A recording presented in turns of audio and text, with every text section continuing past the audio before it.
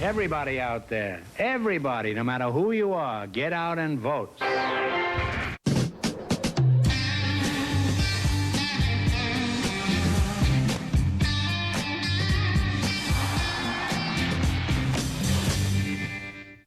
Barry Levinson, great to see you. Thanks for being here. Oh, my pleasure. Barry is here as we continue our series of political films culled from the New Republic's list last year of the top 100 most significant political films of all time. It's worth mentioning that you have a film on this list. Number 54, Wag the Dog. Oh, that's nice. Barry is here to talk about number 10 on the list, As a Face in the Crowd. Director Elia Kazan, screenwriter Bud Schulberg, 1957. What draws you to this film? Why you think it's so resonant? You know, I saw it when I was a teenager, and I thought at that time, this is like an amazing statement about television, the power of television.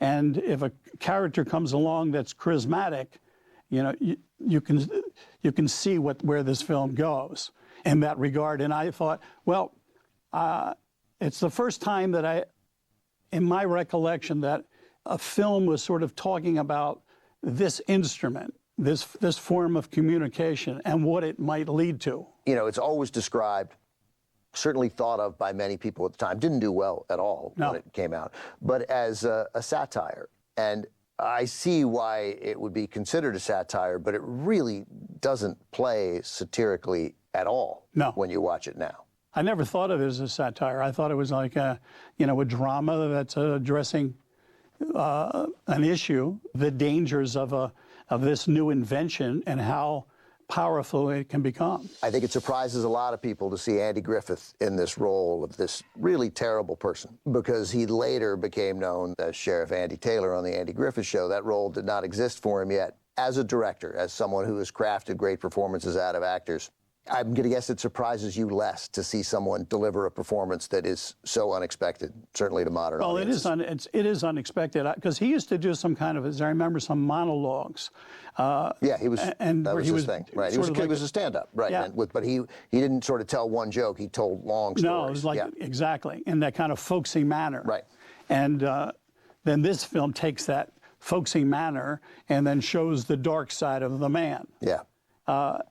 Which is, you can see how deceiving, and that a person has, personal television has a persona, and that persona can be very powerful. On the other hand, that person is not like that. Right. And television, because you're seeing the person, which in a sense is slightly more dramatic in a fashion as opposed to radio, because it's just a voice. It's when you put it all together, and I think that's where the power of television is, that someone who has a certain charisma and a certain kind of attitude and a certain kind of look, that they can hold an audience. And where does that all lead?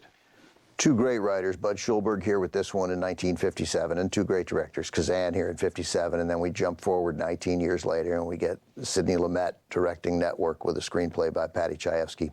Network feels like the younger, more aggressive brother to A Face in the Crowd. It's really hard to imagine a time when people pushed back against these films, like suggesting that this kind of thing could never happen, that we weren't as weak, as impressionable as we are to this sort of demagoguery.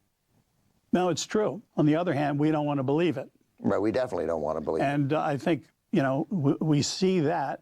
I mean, if you think about it, putting all things aside, you'd say this was 1957. 1960, Kennedy comes along. That's right. And rises to power. Now, he didn't have that dark side that Lonesome Rhodes had, but that charismatic individual and being able to see that person, how do we respond to it? The movie explores that very well. Barry, thanks very much. We'll speak more frankly about this film after we see it. Okay. Here it is from 1957, directed by Elia Kazan, written by Bud Schulberg, cast led by Andy Griffith and Patricia Neal, also with Walter Matthau. This is A Face in the Crowd.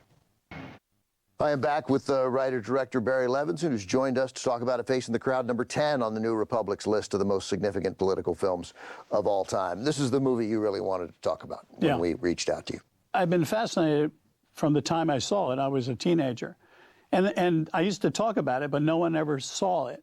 I'd mentioned, Face in the Crowd. What is that? And I said, well, it was Elia Kazan. And somehow it's people didn't know about it. It wasn't seen, and I don't know exactly what, but I thought this is such a fascinating, story. And of course, I'm a big fan of Kazan, and I thought that in many, many ways, the story obviously is fascinating, and also the rhythms that he uses. There's an aggressiveness to the film. It's constantly moving, pushing forward, and it's one of those things that just sometimes you see a movie, and it just stays with you. Yeah, it is propulsive. There is not a which is like Lonesome Rose, right? You don't get the feeling this guy ever relaxed, ever could really sit back. And once he had a sense that power was there to take, he was gonna, every situation was, how do I manipulate this to suit my power?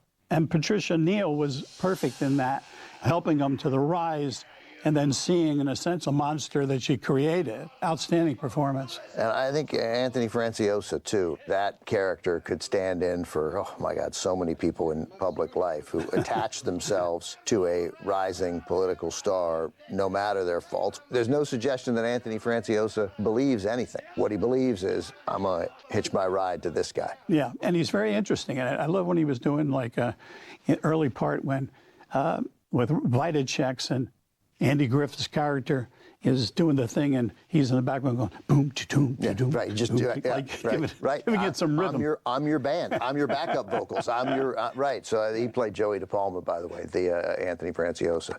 I don't think I've ever used the word prescient except when describing A Face in the Crowd. Like I can't even a little bit network, but it is. Peering into the future for Kazan and Schulberg and understanding something so keenly is amazing. No, it's it's insightful that it sees it, to see an invention and then writing about the dangers of the invention. And it's sort of fascinating that you can do that. Now, every so often some films will hit on that. I mean, when you're writing, you don't know exactly. You can't predict the future, but you can sense this is something that could be worthwhile to explore. And the notion that if somebody sort of pretends to identify with the common man, and they're charismatic and good and glib and can keep going, and mistakes don't slow them down, they just power through them, that it can just work. And it's not because the common man are suckers, it's because it's in all of us, right? I mean, we're all exposed to being manipulated that way. Well, there's also the fact that what happens is, you don't necessarily know how people perceive you. And then once you realize that they're connecting to you, then sometimes you begin to change because you begin to understand the power you have over another person. And then it just keeps accelerating and accelerating. And that behavior can become much more of what I want. What am I? I'm in charge. Everybody loves me. It rises to another level that becomes dangerous. Barry is a Best Director Oscar winner for Rain Man. I appreciate you taking the time to come in and talk to us. Thank you. Pleasure. Appreciate Enjoyed it. Thank you. Stay with us. The political movies continue on TCM. And, of course, as always, they're uncut and commercial-free.